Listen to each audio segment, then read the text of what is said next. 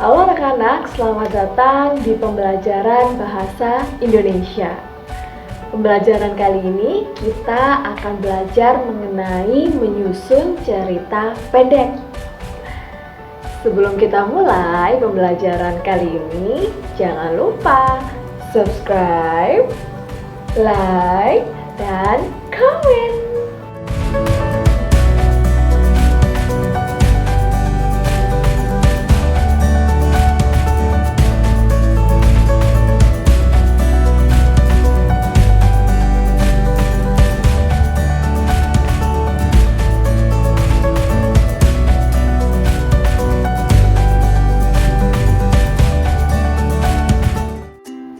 Anak-anak hebat, seperti yang sudah kita ketahui, cerita pendek disingkat menjadi cerpen.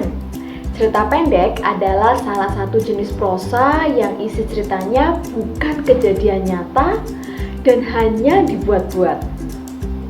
Yuk, kita belajar lebih dalam lagi mengenai teks narasi dalam cerita pendek atau cerpen. Anak-anak hebat, teks narasi bisa dikatakan sebuah cerpen jika memiliki ciri-ciri sebagai berikut. Yang pertama, tulisannya singkat, padat, dan jelas. Kedua, tidak lebih dari 10.000 kata. Ketiga, menceritakan tentang kehidupan sehari-hari dari tokoh dan tokoh tersebut mengalami konflik hingga menemukan solusinya. Keempat, habis dibaca dalam sekali duduk saja. Kelima, masalah yang diperlihatkan adalah masalah utama saja.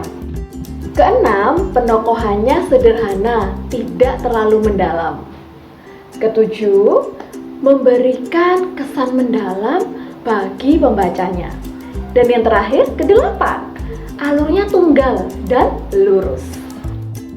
Anak-anak, masih ingat pembelajaran pada kelas 7 mengenai unsur pembangun pada cerita fantasi? Nah, unsur pembangun pada cerita pendek sama dengan pada cerita fantasi. Apa sajakah itu? Masih ingat? Yang pertama, tema, yaitu pokok masalah yang mendasari sebuah cerita.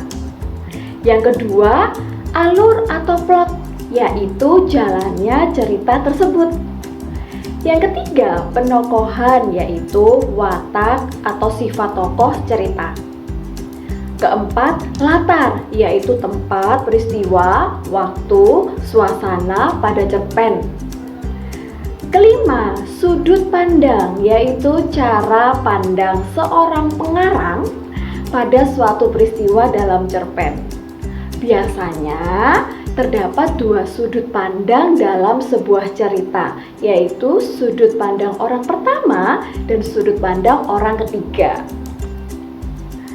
Yang keenam, amanat, yaitu pesan yang disampaikan penulis atau pengarang pada cerita yang ditulisnya.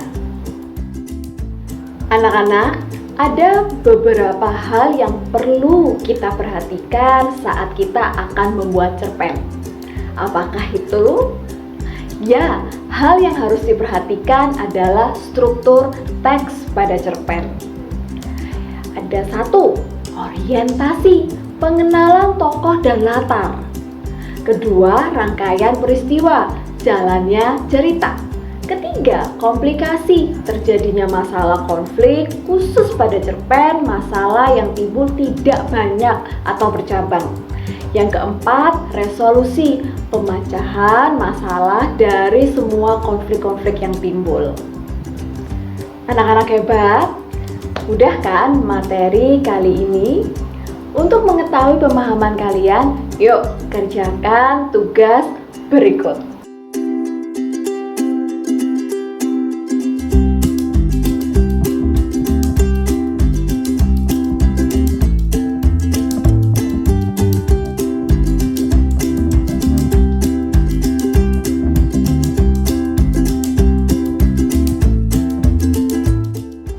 Setelah selesai, kalian bisa tunjukkan kepada guru pengajar kalian ya.